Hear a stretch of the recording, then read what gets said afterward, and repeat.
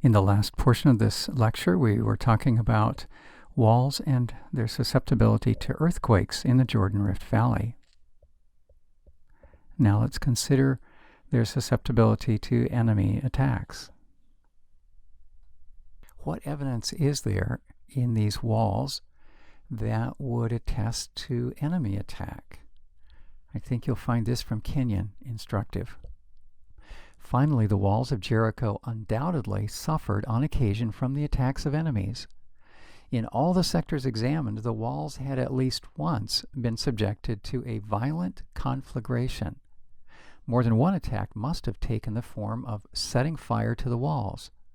The clearest example of this, and the clearest evidence that the firing was the intentional act of an enemy, came from the south end of the tell. We would recognize that as Trench 3.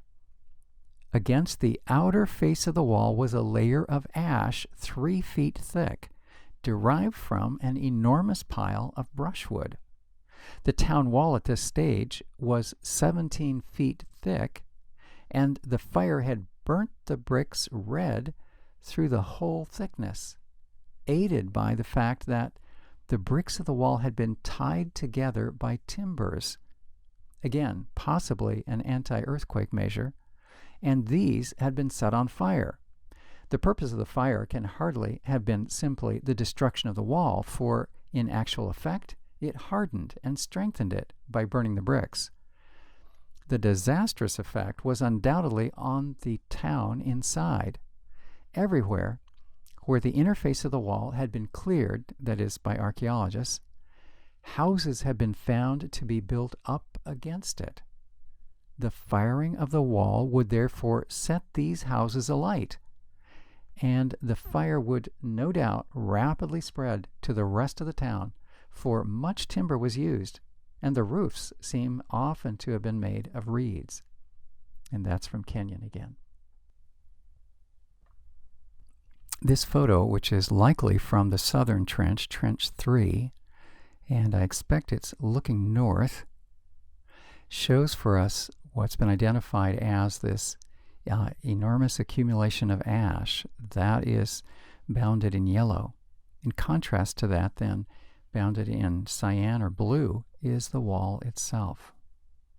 It tells a remarkable story.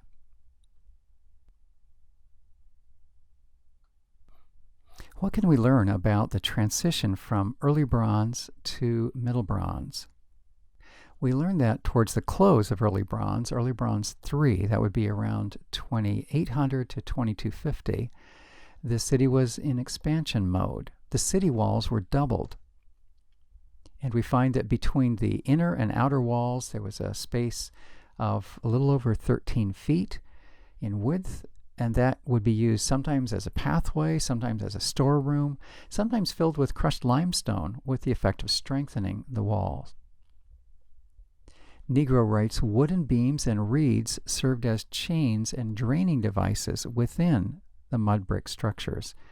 That reminds us of the comment earlier about fire built on the outside of the wall, traveling through timbers that sometimes were tied into the walls and then moving into the interior. So wood beams, reeds, chains, and draining devices. Sophisticated construction.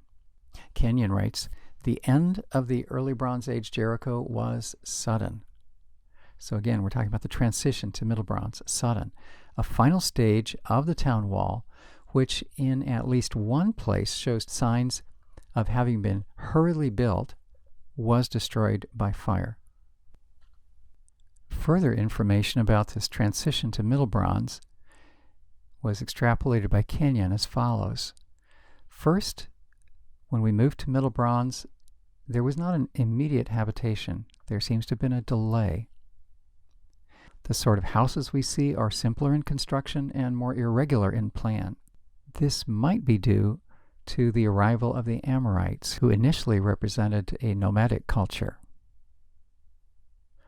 It's interesting to observe that one house, in its upper story, which collapsed due to destruction, there were no less than 23 cairns, that would be these grinding surfaces.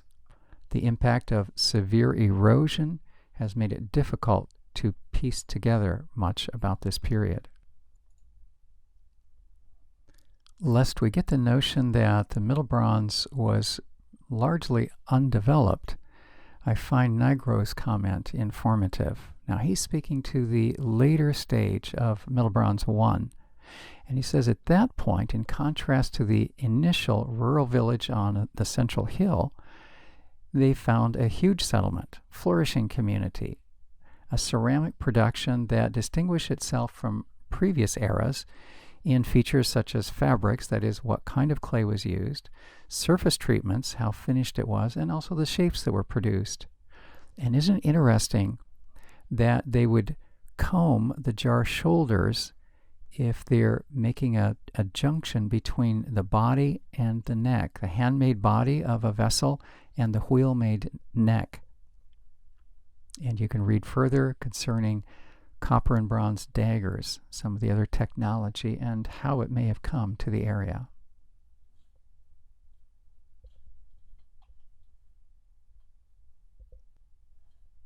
As commented earlier, tombs can be a very rich source of artifacts and consequently inferences regarding the level of sophistication of a given layer or culture. And that's no exception for Middle Bronze Age Jericho. What kind of things did they find? Food, furniture, personal toilet articles, and remarkably some wooden furniture preserved, which you'll see in a subsequent slide. Typical of this area was the discovery of multiple skeletons in a single tomb, and that's different than what they found earlier. Generally, the previously deceased would just be pushed aside after desiccation had finished its process, and that would make room for the next. And that process of pushing things aside meant that a lot of the bodies would be disarticulated and artifacts would be destroyed. Not by tomb robbers, but just by people making room for the next corpse, the next loved one to be laid. In addition, they find Egyptian scarabs, these small little oval kind of medallions in a sense.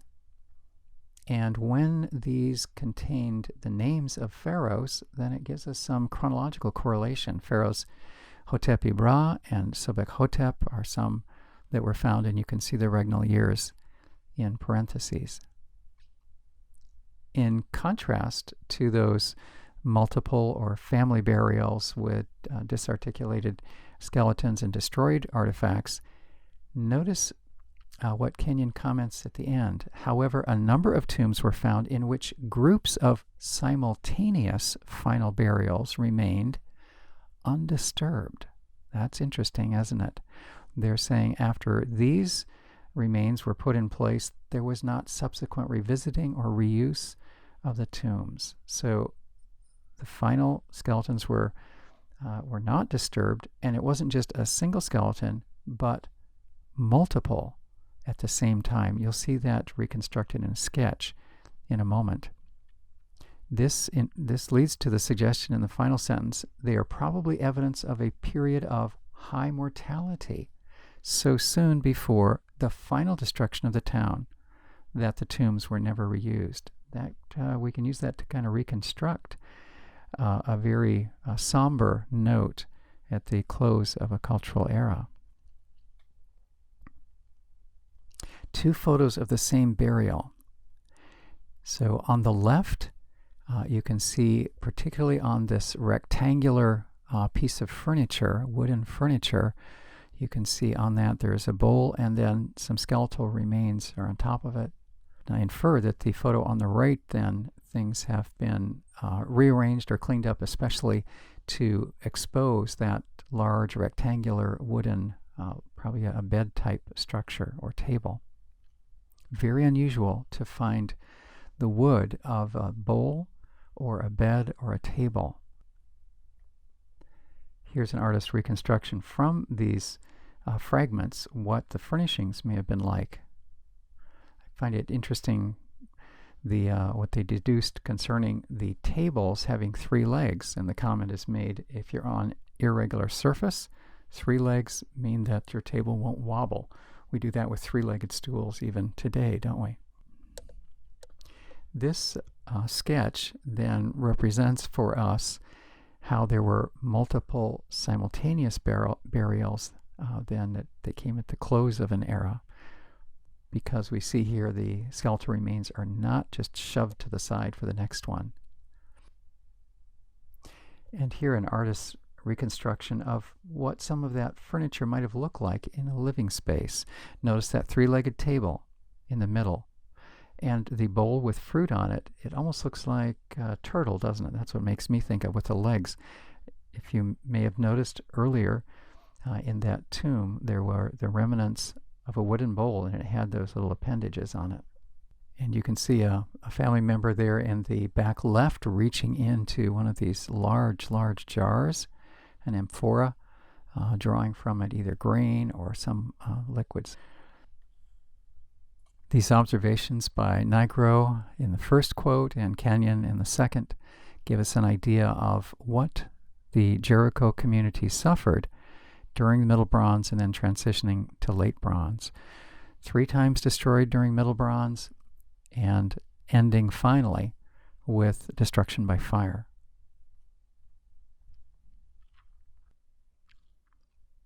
In her excavations, Kathleen Kenyon observed an absence of Cypriot bichrome ware. She was particularly watching for this. It was an imported from Cyrus, a ceramic product.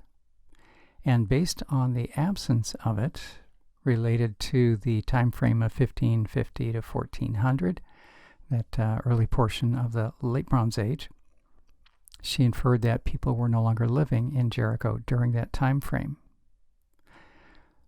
Notice that on the one hand, Nigro acknowledges the absence of bichrome ware and Cypriot imports, but he reaches a different conclusion.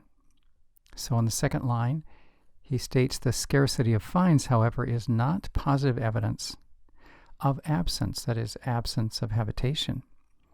And then he cites one particular structure known as the Middle Building, and he says this seems to have replaced the previous palace, a previous structure, directly, in other words, without a gap of non-habitation.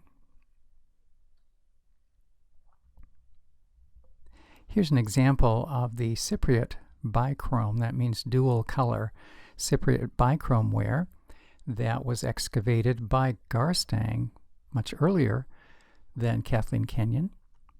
And this is what she hoped to find in the time frame of the early portion of the Late Bronze. Had she found it, she would have concluded that there was habitation. She didn't find this imported ware, so she concluded that there was an absence of habitation during that time frame. An archaeologist by the name of Bryant Wood has reassessed Kathleen Kenyon's work just like she reassessed Garstang's work. And here is what he writes. He has made a particular effort to study the pottery. He writes concerning this Cypriot bichrome ware pottery that it's now known as a key indicator of Late Bronze Age occupation. This pottery, excavated by Garstang at Jericho, is just what Kenyon later looked for unsuccessfully. These sherds were found on the east side of the tell, apparently having slid there from a large structure upslope, eroded. In Garstang's day, the significance of such bichrome ware was not yet appreciated, and he failed to single it out from the other pottery types he uncovered. As fate would have it, Kenyon, who well knew the link of such ware to the Late Bronze Age, conducted her dig too far north of the eroded runoff to find any bichrome ware. Had she dug further south, or had she been aware of Garstang's finds, the debate over the date of Jericho's fall could have taken a very different course. Kenyon might have dated Jericho's demise to about 1400 BCE, as Garstang did, and not to 1550 BCE, the end of the Middle Bronze Age. Why Kenyon did not study Garstang's finds more closely remains a mystery, and that concludes a quote from Dr. Bryant Wood. As regards town defenses, Archaeologists have not found evidence of such defenses in the late Bronze Age.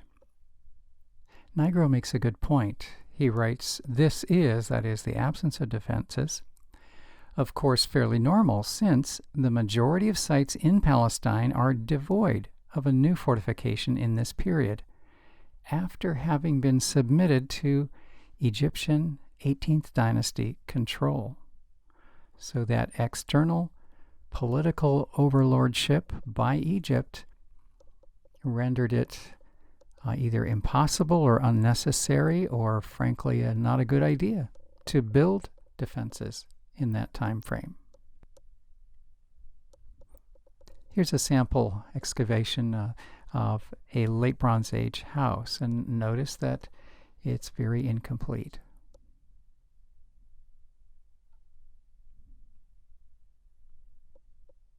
Here then is what Kenyon concludes concerning the connection between Joshua and Tel es-Sultan, Jericho. She writes, "Jericho therefore was destroyed in the late Bronze Age too," and that would be in the time frame of 1400 to 1200. "It is very possible that this destruction is truly remembered in the book of Joshua, although archaeology cannot provide the proof. The subsequent break in occupation that is proved by archaeology is, however, in accord with the biblical story. There was a period of abandonment during which erosion removed most of the remains of the late Bronze Age town and much of the earlier ones. Rainwater gullies that cut deep into the underlying levels have been found." So this is her attempt to reconcile to some degree what she feels is a gap in habitation at the time when people expected there to be evidence of habitation and destruction by Joshua. Keep in mind that Bryant Wood would dispute this, saying that the conclusion Kathleen Kenyon reached, based on not finding Cypriot bichrome ware, was a reflection of not having explored enough, or looking in the wrong places, or not having given due consideration to what John Garstang had found. So this is a good example of the importance of holding conclusions based in archaeology tentatively. As we leave the late Bronze Age and move into the Iron Age, 1200 to 586, that would be the fall of Jerusalem to the Babylonians. As we then move into the Babylonian Age and Persian Age, here's what we find. There was considerable occupation in the 600s, that would be the 7th century. There was a large building divided into 3 sections, typical of Iron Age 2. They found enough pottery to indicate that there was undisrupted habitation leading right up to the time when the Babylonians destroyed Jerusalem. Following that, moving into the Persian era, they have found a pottery handle that was stamped with the Hebrew characters Yud He Dalet, representing the word Yehud, and that corresponds to the way the Persians referred to the Judean territory. After the Persian era, it was abandoned. Eventually, though, they find Roman graves, and following that, a hut dating to the early Arab period. What you see on the right is a fragment of a pottery handle. You see the impression that's also sketched out that reads Yehud in the typical handwriting style, character style of that era. This is not the one that derives from Jericho. It rather comes from Ramat Rachel. It does, however, date to the Persian era. Ramat Rachel is in Judea, roughly halfway between Jerusalem and Bethlehem. Activity in this region in the Hellenistic period focuses not on the Tel es-Sultan itself, which is anchored, as you know, in the spring, Ain es-Sultan, but rather it focuses on some other water sources, and you can see them listed there. So there is Hellenistic activity in the region, but not on Tel Sultan itself. Moving into the Byzantine era, we find this region is treated as a pilgrimage site. We can find the evidence of churches, monasteries, synagogues. In the Islamic era, they have found ceramic fragments that date to this period, which would be AD 636 to 1516. And finally, in the Ottoman period, a monumental pool was developed.